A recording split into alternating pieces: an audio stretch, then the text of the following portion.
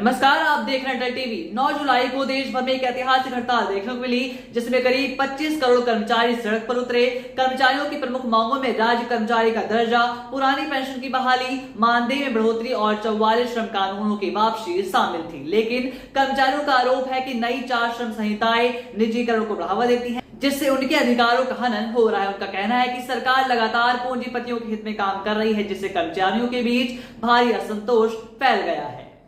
वहीं दूसरी ओर स्कूलों के विलय के सरकारी फैसले से भी कर्मचारियों में डर है कि इससे कई नौकरियां खतरे में पड़ सकती हैं और बेरोजगारी और भी ज्यादा बढ़ सकती है। इतना बड़ा प्रदर्शन होने के बावजूद सरकार की ओर से अब तक कोई भी ठोस प्रतिक्रिया सामने नहीं आई और इस मुद्दे पर प्रदेश मंत्री चंद्रशेखर ने अटल टीवी से बात करते हुए क्या कुछ कहा है, आप भी सुनिए। चंद्रशेखर जी, आपका हमारे चैनल अटल टीवी पे बहुत बहुत स्वागत है।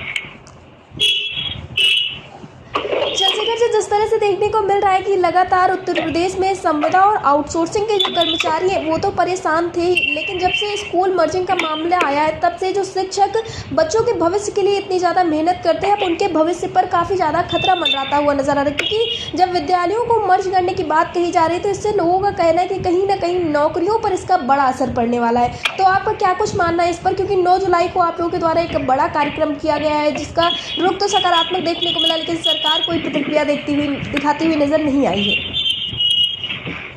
देखिए, एक तो शिक्षा का अधिकार अधिनियम 2009 में जी हुआ था कि सबको शिक्षा मिलनी चाहिए। जी ये एक एक्ट बन गया था, कानून बन गया था, नियम बन गए थे। जी और ऐसा क्या हो गया कि अब 2009 के बाद सरकार आते आते सरकारी स्कूलों को बंद करने का काम करने लगी। जी अब इसके लिए कि बच्चे गांव के ग्रामीण क्षेत्र के बच्चे पढ़ें, उनके लिए मिड डे मील की भी बात आई।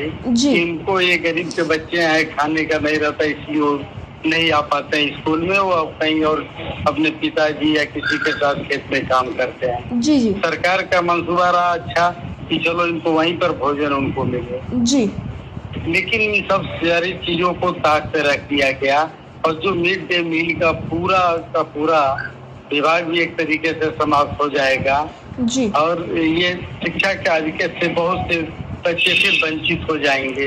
जबकि हैसियत नहीं है कि निजी स्कूलों में अपने बच्चों को पढ़ा सकते हैं। जी चंद्रशेखर जी, एक चीज़ और देखने को मिली कि 9 जुलाई को आप लोगों के द्वारा एक बड़ा कार्यक्रम किया जाता है जिसमें एक अंदाजा लगाया जाता है कि लगभग 25 करोड़ के आसपास पूरे देश के कर्मचारी शामिल हुए थे। तो मैं जानना चाहूँगी, इसको देखते हुए क्या सरकार की तरफ से कोई बड़ा कदम उठाने की बात कही गई या फिर सरकार ने इसको एक बार फिर से नज़रअंदाज किया?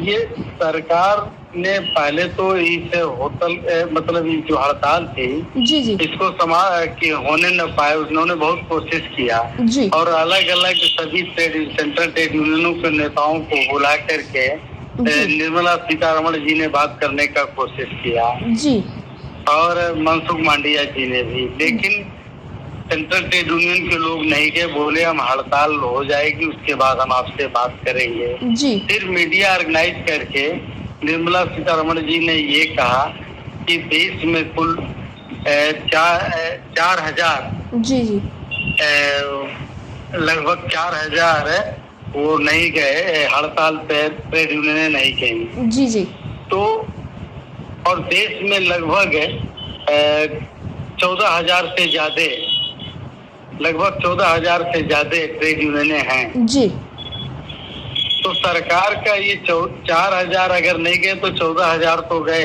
10,000 लोग तो गए, तो उनके कहने के हिसाब से संख्या में ज्यादा गए। जी जी तो हड़ताल तो सफल हुई। सरकार अब उस हड़ताल को इग्नोर करने के लिए, ये कहने के लिए कि हड़ताल को लाइटली इन्होंने लिया है, जी जी जो बहुत भारी पड़ने वाला है सरकार को। जी चंद्रशेखर जी, क्या आप लोगों ने आगे के लिए कुछ सोच के रखा है? क्योंकि 9 तारीख का कार्यक्रम जैसा कि आपने बताया सफल रहा है, लेकिन सरकार के सामने आगे आप लोग क्या कुछ करने वाले, कुछ आप लोगों ने क्या रणनीति बनाई है? ये सेंट्रल ट्रेड यूनियन की समीक्षा बैठक होने वाली है, इसके बाद हम आगे ग्रास रूट तक जाएंगे जी जिससे कि आम जनता भी परेशान है। जी महंगाई चरम सीमा पे कहने के लिए कि महंगाई का वो हो गया है, दर कम हो गया है, उसकी वो घटी है, लेकिन महंगाई बढ़ती जा रही है सारी चीजों पे तो आम जनता एकदम परेशान है, किसान परेशान है, मजदूर परेशान है, मजदूर परेशान है, जी जी सब के सब परेशान है। हम लोग सारे सेंट्रल ट्रेड यूनियन के लोग किसानों के बीच में, मजदूरों के बीच में हम जाने का हम लोग मुहिम बना रहे हैं, जी ताकि एक जन आंदोलन जेपी आंदोलन की तरह एक बड़ा आंदोलन सरकार के खिलाफ खड़ा हो सके, जी। ताकि सरकार का रवैया में परिवर्तन हो। जी चंद्रशेखर जी, मैं आपसे जानना चाहूंगी कि ये कार्यक्रमों की शुरुआत लगभग कब से देखने को मिल सकती है? बस सेंट्रल ट्रेड यूनियन की बैठक होने वाली है जी जी और लगभग ये प्रारंभ हो जाएगा, ये जुलाई की महीने के बाद 9 अगस्त से लगभग प्रारंभ हो जाएगा। जी चंद्रशेखर जी, अटल टीवी से जुड़ने के लिए धन्यवाद। Thank you.